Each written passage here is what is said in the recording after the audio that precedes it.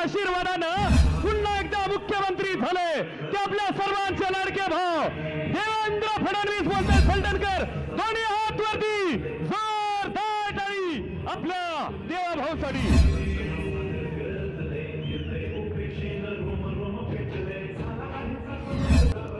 भारत माता की, भारत माता की, छत्रपती शिवाजी महाराज की, धर्मवीर छत्रपती संभाजी महाराज की, भारतरत्न डॉक्टर बाबासाहेब आंबेडकरांचा. हिंदवी स्वराज्याचे सरसंस्थापक छत्रपती शिवरायांना मानाचा मुजरा करतो. भारतीय राज्यघटनेचे शिल्पकार भारतरत्न डॉक्टर बाबासाहेब आंबेडकर यांना मानवंदना अर्पित करतो. महानुभाव पंथाच्या या काशीमध्ये जिथे चक्रपाणी प्रभूंची जन्मभूमी आहे, त्यांच्याही परमपवित्र अशा स्मृतींचा आशीर्वाद घेतो.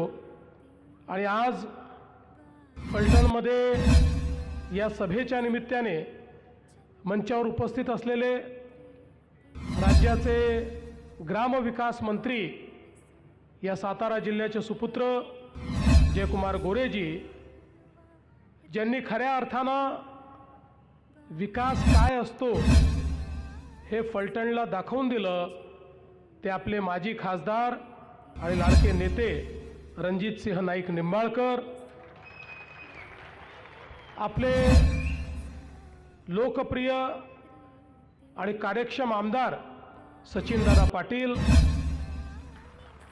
रामभाऊ सातपुते, धैर्यशील दादा कदम, प्रल्हादजी साळुंके, दिलीपसिंह भोसले, शिवरूपराजे खर्डेकर, ॲडव्होकेट नरसिंग निकम, बाळासाहेब सोळसकर, जिजामालाताई नाईक निंबाळकर, मनीषाताई नाईक निंबाळकर, प्रतिभाताई शिंदे, डी के अण्णा पवार, सुशांत निंबाळकर, चेतनसिंह केदार, विश्वासराव भोसले, संजय पाटील, संजय कापसे, सचिन रणवरे, विलास नलवडे, बजरंग गावडे, सुदामप्पा मांढरे, दिलीप नेवसे, रामभाऊ ठेकळे, त्याचप्रमाणे नगराध्यक्ष पदाकरता आपले अतिशय अनुभवी आणि ज्यांनी नगरपालिकेमध्ये अतिशय ठामपणे भूमिका घेऊन सातत्याने आपली बाजू मांडली असे शमशेरसिंह हिंदूराव नाईक निंबाळकर आणि त्यांच्यासोबत या ठिकाणी आपले सर्व नगरसेवक पदाचे उमेदवार आणि उपस्थित फलटणमधील सर्व माता भगिनी आणि बंधूंनो, आज खरं म्हणजे मला अतिशय आनंद आहे की आपल्या सर्वांचं दर्शन घेण्याकरता पुन्हा एकदा येण्याची संधी मला मिळाली. पहिल्यांदा निवडणूक 2 तारखेला होती, त्यावेळेस मला रणजितदादांनी निमंत्रित केलं होतं. मी रणजितदादांना सांगितलं, दादा इतकी मोठी सभा नुकतीच तुम्ही घेतली आहे आणि आता माझी येण्याची आवश्यकता नाही, जनता तुमच्या पाठीशी आहे, तुम्ही निवडून येणार आहात, त्यामुळे आता मला दुसरीकडे प्रचार करू द्या. पण मला असं वाटतं की कुठेतरी दादांच्या मनामध्ये होतंच की मी आलंच पाहिजे. त्यामुळे निवडणूक पुढे गेली, 2 तारखेची निवडणूक 20 तारखेला गेली आणि मलाही अतिशय आनंद आहे की आपल्या सगळ्यांच्या दर्शनाकरता मी आलो. कारण ज्या ज्यावेळी मी इथे येतो त्यावेळी फलटणकरांचा आशीर्वाद हा भारतीय जनता पार्टी राष्ट्रवादी युतीला मिळतोच आणि म्हणून मला आज या गोष्टीचा आनंद आहे. खरं म्हणजे नगरपालिकेच्या निवडणुकीच्या निमित्ताने आज आपण सगळे लोक या ठिकाणी एकत्रित आलो आहोत, ते पुढच्या 5 वर्षामध्ये आपल्या शहराचं आपल्याला नेमकी काय प्रगती करायची आहे याचा विचार करण्याकरता आलो. आपण जर बघितलं तर आपल्या देशामध्ये जवळपास स्वातंत्र्यानंतर 7 दशकं सातत्याने एक विचार होता. तो विचार काही चुकीचा नव्हता, पण विचार असा होता की भारत हा गावांमध्ये राहतो, गावांचा विकास म्हणजे देशाचा विकास. आणि म्हणून राज्यकर्ते गावांच्या संदर्भात तर विचार करायचे, पण त्याचवेळी शहरांचा मात्र राज्यकर्त्यांना विसर पडत गेला. शहरातील लोक राहतात, अन्न, वस्त्र, निवारा, शिक्षण, आरोग्य, रोजगार या सगळ्या मूलभूत गोष्टी शहरांमध्येही गरजेच्या आहेत आणि आपली शहरं चांगली झाली पाहिजेत. याकरता कोणत्याही चांगल्या योजना या शहरांकरता तयार झाल्या नाहीत. परिणाम असा झाला की आपली शहरं बकाल होत गेली. आता बघा, आपण कितीही गावांमध्ये विकासाचा प्रयत्न केला तरी देखील लोक शहरांकडे आले, शहरं वाढायला लागली, शहरं मोठी झाली, शहरांची लोकसंख्या वाढली. गावाकडनं आलेली मंडळी शहरामध्ये आल्यानंतर त्यांना राहायला जागा नव्हती. मग काही अतिक्रमणं झाले, काही झोपडपट्ट्या तयार झाल्या. गरीब लोक बिचारे जिथे जागा मिळेल तिथे राहू लागले आणि मग लोकसंख्या वाढल्यामुळे पिण्याच्या पाण्याचा प्रश्न निर्माण झाला, सांडपाण्याचा प्रश्न निर्माण झाला. आज आपण पाहतोय की शहरांमध्ये अशी परिस्थिती अनेक ठिकाणी आपल्याला पाहायला मिळते की लोकसंख्या वाढली आहे म्हणून 4 दिवसातून एकदा पाणी येतं, 2 दिवसातून एकदा पाणी येतं. शहरांमध्ये अनेक ठिकाणी आपल्याला कचऱ्याचे ढीग पाहायला मिळतात. अनेक ठिकाणी त्या ठिकाणी जे काही सांडपाणी आहे, घाण पाणी आहे, हे नाल्यातनं वाहताना आपल्या त्या ठिकाणी पाहायला मिळतं. त्यातनं मच्छर, त्यातनं घाण, त्यातनं वास आणि मग तेच पाणी आपल्या नदीमध्ये, आपल्या तलावांमध्ये त्या ठिकाणी जाऊन, आपल्या विहिरींमध्ये जाऊन, आता जसं दादा सांगत होते की आपल्या बाणगंगेमध्ये देखील तेच सगळं घाणेरडं पाणी जातं आणि त्यातनं आपले पाण्याचे स्रोत हे पूर्णपणे खराब झालेले आपल्याला पाहायला मिळतात. आणि म्हणून दुर्दैवाने आपल्या देशामध्ये या सगळ्या गोष्टीचा विचार आणि आपल्या राज्यामध्ये जे राज्यकर्ते होते त्यांनी या गोष्टीचा फारसा विचार केला नाही. 2014ला ज्यावेळी माननीय मोदी साहेब देशाचे प्रधानमंत्री झाले त्या मोदी साहेबांनी सांगितलं की भारत हा जसा गावांमध्ये राहतो तसा भारत शहरांमध्ये राहतो. मोदी साहेब असं म्हणाले की देशाच्या GDPच्या 65% GDP हा शहरामध्ये तयार होतो. वस्तू आणि सेवांची निर्मिती, रोजगाराची निर्मिती ही शहरांमध्ये होते. म्हणून लोक शहरांकडे आकृष्ट होतात. आणि आपण जर शहरं चांगली केली, शहरामध्ये राहणारा गरीब, शहरामध्ये राहणारा मध्यमवर्गीय यांना जर व्यवस्थित अशा प्रकारची व्यवस्था आपण उभी केली, आपली शहरंही चांगली होतील आणि त्याच्यामधल्या रोजगाराच्या संधी देखील वाढतील. आणि म्हणून पहिल्यांदा आपल्या देशामध्ये केंद्र सरकारच्या माध्यमातून शहरांचा विचार करत स्मार्ट सिटीची योजना, अटल अमृत शहरांची योजना, स्वच्छ भारत शहरी मिशन, प्रधानमंत्री आवास योजना शहरी मिशन, असे अनेक, हर घर जल शहरी मिशन, अशा अनेक योजना या ठिकाणी माननीय मोदीजींनी सुरू केल्या. आणि त्याकरता जवळपास लाखो कोटी रुपये हे मोदीजींनी देणं चालू केलं. त्याचवेळी आपल्या आशीर्वादाने महाराष्ट्रातही आपलं सरकार आलं आणि आपणही महाराष्ट्राच्या योजना त्याच्याशी सारख्या योजना तयार करून त्या माध्यमातून मोठ्या प्रमाणात शहरांमध्ये परिवर्तन झालं पाहिजे हा प्रयत्न आपण सुरू केला. आणि म्हणूनच आज आपण खरं म्हणजे आपली शहरं चांगली कशी झाली पाहिजे या दृष्टीनं काम करतोय. आज मी तुमच्याकडे जे आलो आहे ते हेच मागण्याकरता आलो आहे की मोदीजींनी लाखो कोटी रुपये दिले, मी हजारो कोटी रुपये दिले, पण या ठिकाणी जर काम करण्याकरता जे उपकरण आहे ती नगरपालिका आहे. त्या नगरपालिकेमध्ये आपला जर त्या ठिकाणी नगराध्यक्ष नसला तर दिलेल्या पैशाचं काय होईल हे आपल्या सगळ्यांना माहिती आहे. तुमच्याकरता दिलेला पैसा, तुमच्या शहराच्या परिवर्तनाकरता दिलेला पैसा हा तुमच्यापर्यंत कधीच पोचणार नाही, शहराचं कधीच परिवर्तन होणार नाही. आणि म्हणून मोदीजींनी आणि आम्ही दिलेला पैसा योग्य प्रकारे शेवटच्या माणसापर्यंत पोचवायचा असेल तर नगराध्यक्षासहित संपूर्ण नगरपालिका ही भाजप राष्ट्रवादी युतीच्या हातामध्ये देणं हे अत्यंत क्रमप्राप्त आहे. आज आपण बघा, मोदीजींनी प्रधानमंत्री आवास योजना दिली आणि आवास योजनेच्या अंतर्गत मोदीजींनी सांगितलं प्रत्येक गरीबाला घर मिळालं पाहिजे. झोपडपट्टीत राहतोय, कच्च्या घरात राहतोय, त्याला घर तुम्ही द्या. आमच्या लक्षात आलं की घरांकरता तर पैसा आहे पण तो उपयोगात येत नाही, कारण लोक अतिक्रमण करून बसले आहेत. जागेची मालकी त्यांच्याकडे नाही आहे, जागेची मालकी नाही म्हणून त्यांना योजनेचा लाभ मिळत नाही. 2 महिन्यापूर्वी आपल्या सरकारने निर्णय घेऊन शहरामध्ये जेवढी रहिवासी अतिक्रमणं आहेत ती सगळी मंजूर करून त्या गरिबांना मालकी हक्काचा पट्टा देण्याचा निर्णय केला।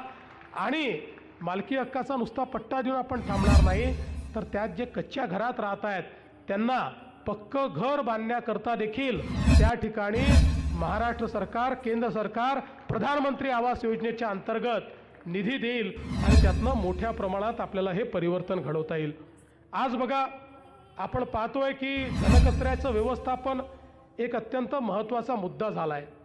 पूर्वीच्या काळामध्ये कचऱ्याला आपण कचरा समजायचो, पण आता जमाना बदलला आहे। आता मोदीजींनी आपल्याला सांगितलं की कचरा म्हणजे आपल्यावरचं बोजा नाही आहे।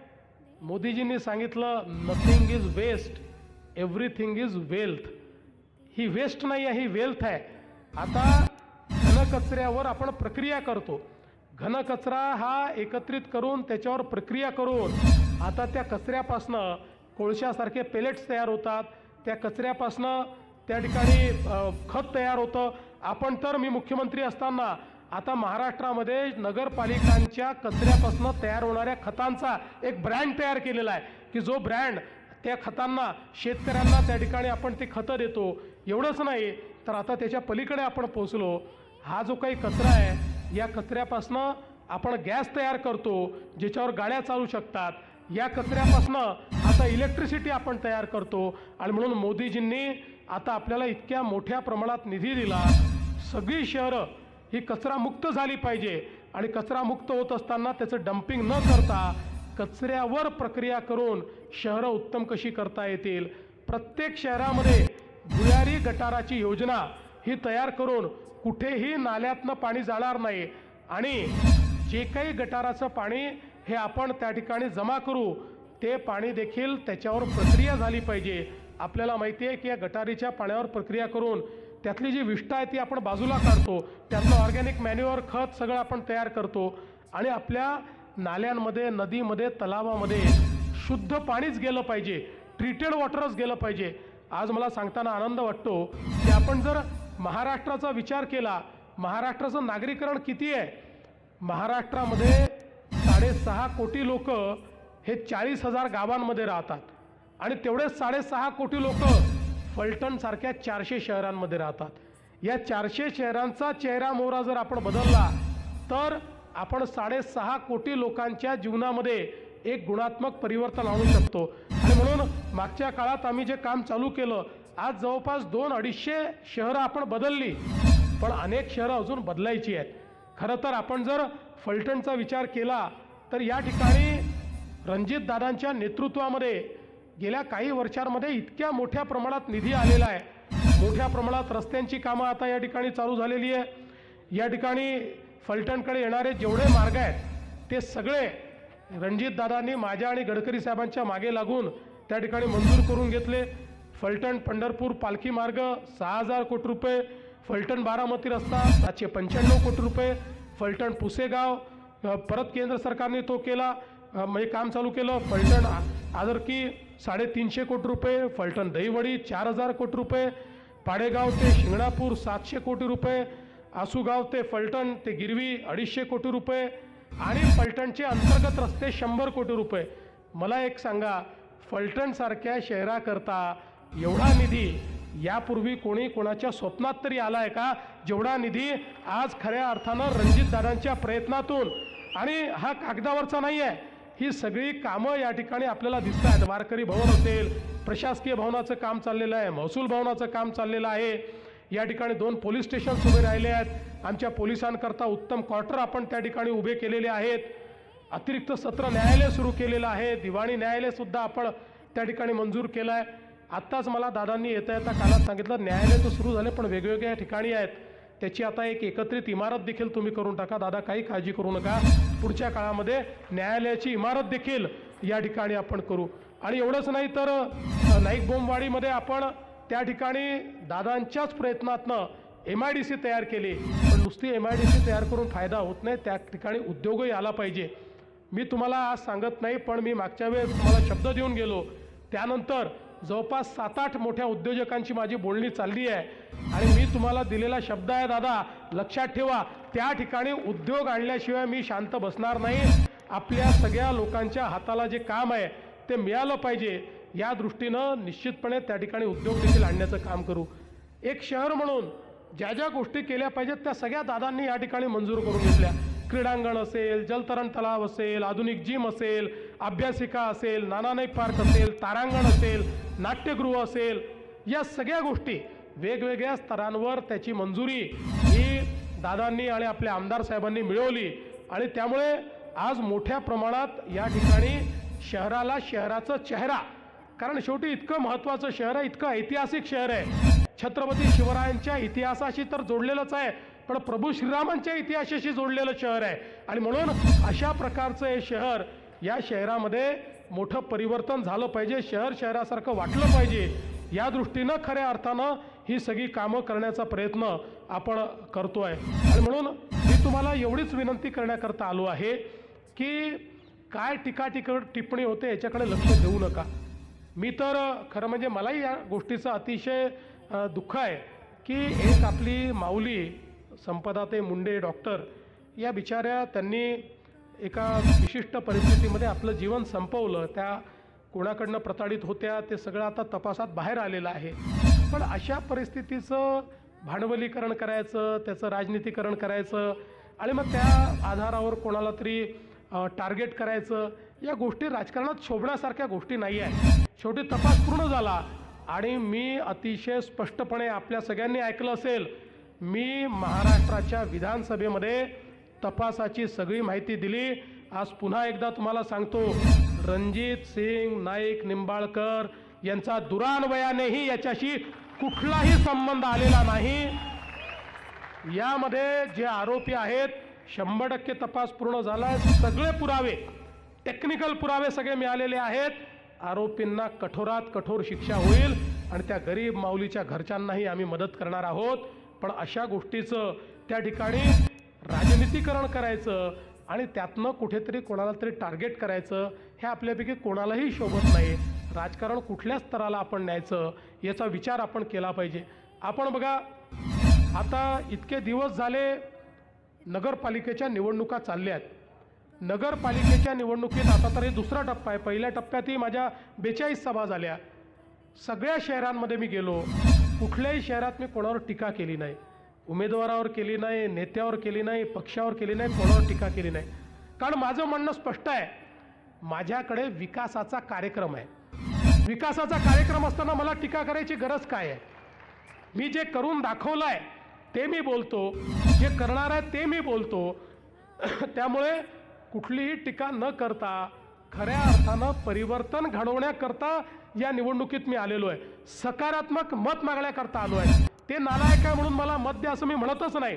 मी चांगला आहे, मी चांगलं करून दाखवणार आहे, माझा नगराध्यक्ष चांगलं करून दाखवणार आहे, याकरता मला मत द्या. त्यामुळे कुठलंही निगेटिव्ह मत मला नको आहे, मला सकारात्मक मत हवं आहे.